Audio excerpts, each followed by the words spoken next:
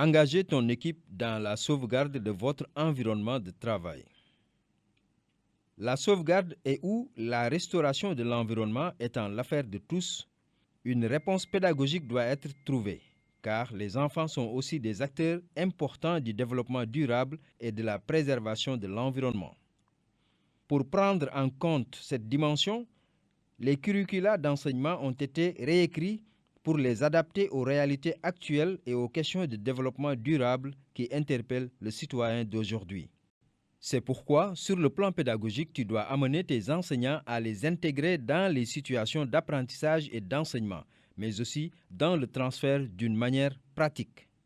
En guise d'illustration, la séquence te propose une démarche pour mener des activités relatives à l'état du cadre de vie, biodiversité, plantation.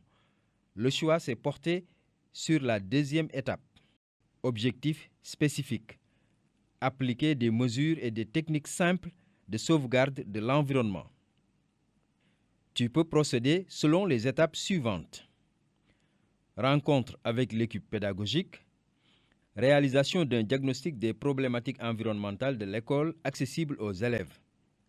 Établissement d'un calendrier pour chaque classe.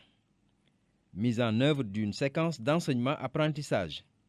Activités de transfert avec les enfants. Suivi des activités menées en extramuros. Rencontre avec l'équipe pédagogique. L'objectif de cette rencontre est d'informer ton équipe sur ce que vous avez voulu mettre en œuvre dans l'école. Éducation environnementale avec un réinvestissement après les cours théoriques et ceux du CI au CM2, étant donné que les guides pédagogiques disposent de beaucoup d'informations sur la thématique. Pour chaque étape, il faut demander à l'enseignant ou l'enseignante de trouver au moins un OA et OS sur le sujet. Réalisation d'un diagnostic des problématiques environnementales de l'école accessible aux élèves. Avec l'ensemble des personnels, enseignants et personnels de soutien, le diagnostic de l'école est fait et à l'issue de quoi ces problèmes ont été retenus pour la gestion de l'eau, l'état du cadre de vie, biodiversité, plantation.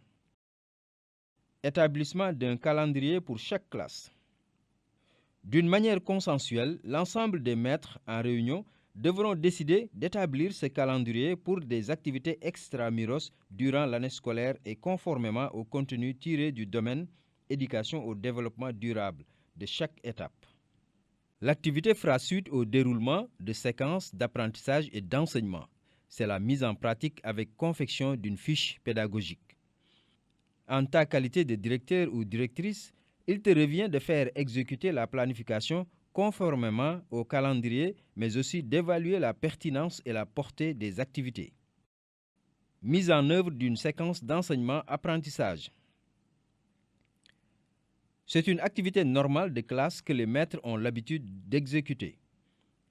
Ce qui devrait être un challenge pour l'enseignant, c'est de garder en ligne de mire qu'il sortira avec ses élèves après la leçon, selon un calendrier préétabli.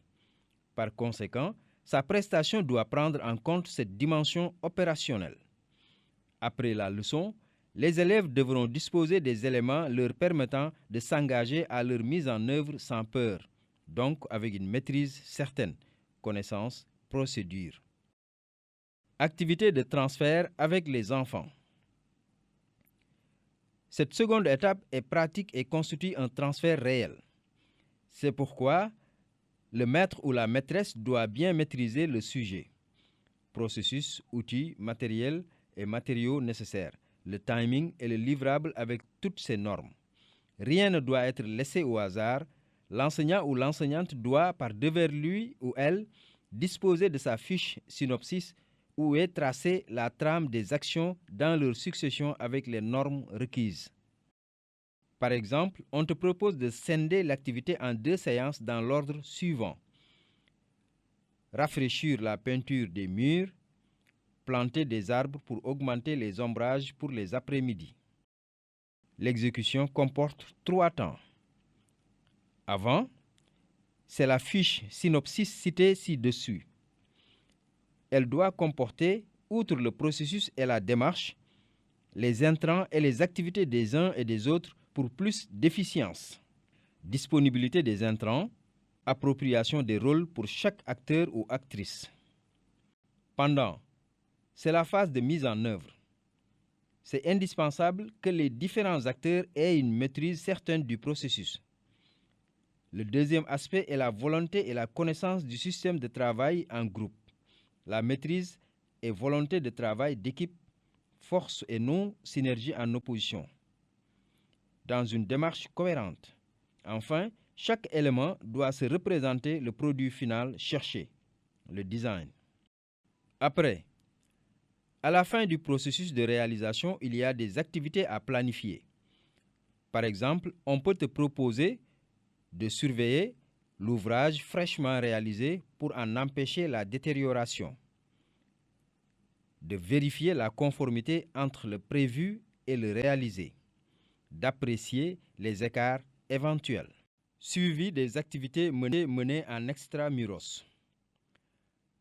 À la fin de la réalisation, tu peux désigner ou demander des volontaires chargés de surveiller l'ouvrage réalisé.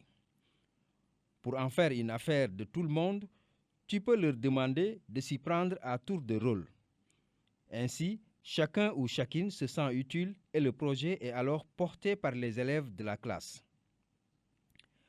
Pour leur montrer l'importance que vous accordez à la réalisation, les autres élèves des autres classes peuvent être invités à visiter et apprécier la réalisation. De même, pour tous les personnels de l'école.